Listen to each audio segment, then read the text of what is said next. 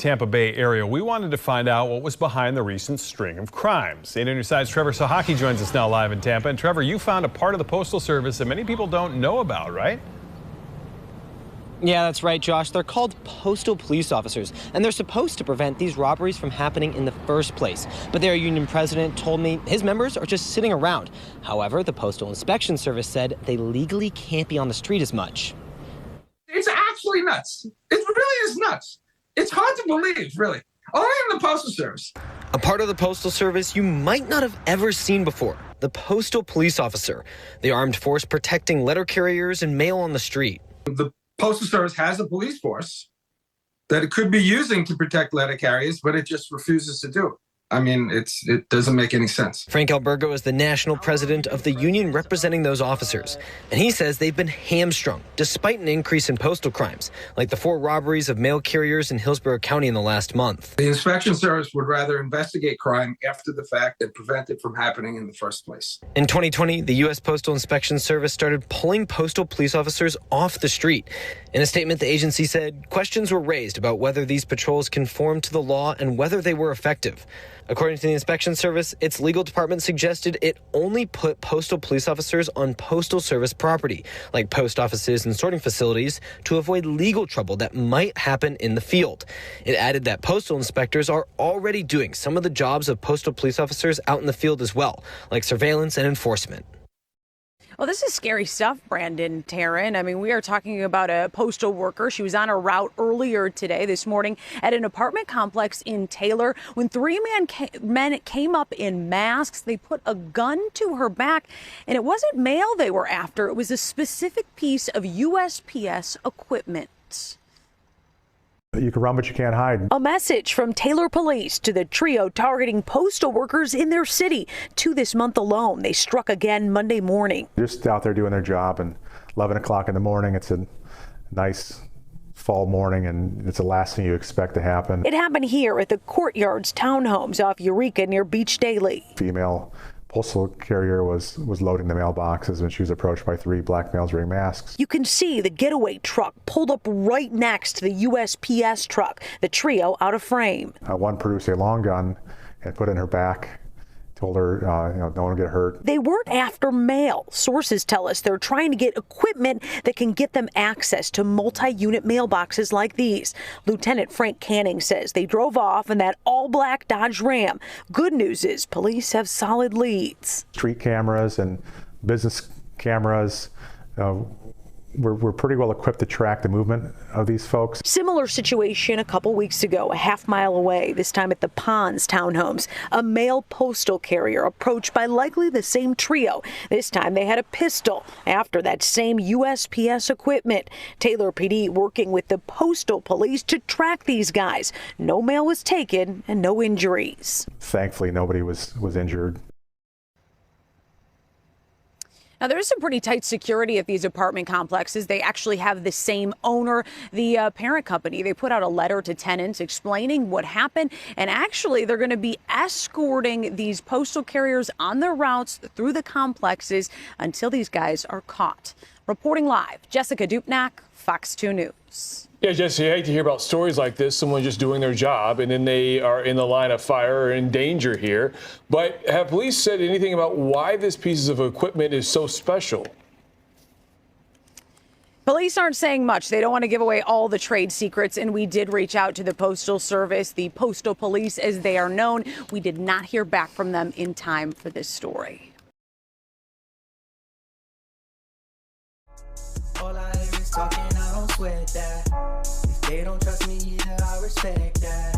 But she need on the ride, oh I bet that. Ooh, I slide for my people, don't forget that. Don't forget that, don't forget that. Ooh, I slide for my people, don't forget that.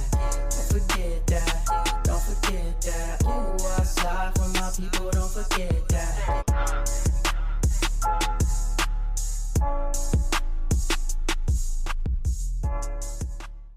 Good morning, good afternoon, good evening. My name is J.H. How y'all doing, Postal family? Is everybody good? Is everybody cool? Everybody clean? Are you crisp? Are you feeling irie today? let's talk. But first, postal managers need to learn how to communicate effectively and with respect. And that is my one piece of advice for today. What's really going on again? I mean, our postal carriers keep getting robbed. I thought we were trying to take care of the situation. This is like close the barn doors after you let the cattle out. You heard what they said. They said they would prefer to go investigate a scenario versus prevent a scenario. I don't know how that works out for our postal carriers, but I'm not happy about it. And any postal worker, whether you work inside or not, shouldn't be happy about it. If the postal union says, hey, we want more people on the street, and they're saying that we can't, then who's protecting them? Who's protecting? Y'all like that shirt, right? Okay. Y'all know information's in the video description. Stay on topic, Jay. I'm sorry. I'm having a long day. I'm dealing with a lot of foolery in my own department. Like I said, effective communication. Some people just don't know how to communicate. Anyway, there has to be a better way. There has to be a better way. And, you know, a mail handler union president, APWU president, rural carrier president, a president, all of the crafts should be trying to make sure that the people that are on the front line, the foot soldiers, should be protected. I only bring this up because somebody reached out to me, one of my people, and they said that they were just recently approached in their area for a key, and they know what I already said. I said, give them the damn key. Give them the key. Do not fight for that. Don't fight for it. If the management doesn't feel like, if they know it happened in the area already and they don't want to do anything about it, or what can they do about it, instead of worrying about idle time, instead of protecting you people, then, let the key go. It ain't that serious. Enough keys go missing, you know what they're going to do? They're going to change the locks. If enough keys get missing the second time, they're going to upgrade the locks. They're supposed to be having some electronic boxes coming out. I mean, we got a little bit of money saved, right? They ain't getting nobody overtime. Buy some electronic boxes, put them out there. Put people to work. Install some electronic boxes. It only makes sense. I don't hear about Amazon people getting robbed all the time. UPS people, they don't get robbed all the time. Do they? No. Why? Because Amazon, you got a code that gets sent to your phone and the locks change and everything. We have the technology to do this. Please, somebody. We have an IT department, which, our computers suck all the time anyway. But we are the government. Please, this is Jay saying please.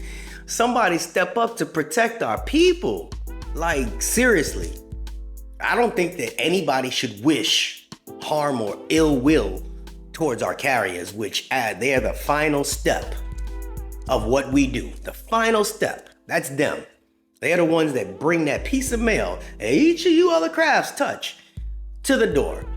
They should be protected. But what do I know? What do I know? I'm just a guy sitting behind a screen. All right, that was just my 2 cents. And, feel free to leave your comments in the, section down below. But, if it's happened to you, or somebody it's happened to, leave your story as well. I read everything. But I don't think it's fair. I don't think it's fair.